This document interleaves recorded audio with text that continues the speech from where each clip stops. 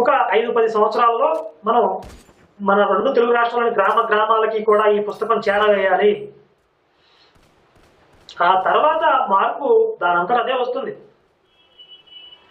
కాబట్టి ఈ దీర్ఘకాలిక ప్రణాళికలో అందరూ బాధ్యత తీసుకుని 100 పుస్తకాలు తీసుకుని చాలా మంది పొందుతున్నారు, చాలా సంతోషం. ఇక ముందు కూడా ఎవరైనా తీసుకుని 100 పుస్తకాలు తీసుకుని డిస్ట్రిబ్యూట్ చేసేవాళ్ళు ఇలా నేను చెప్పిన సూచనకి పరిగణలోకి తీసుకుని ఎక్కువ ప్రాంతాలకి, ఎక్కువ చోట్లకి అందేలాగా చూడండి.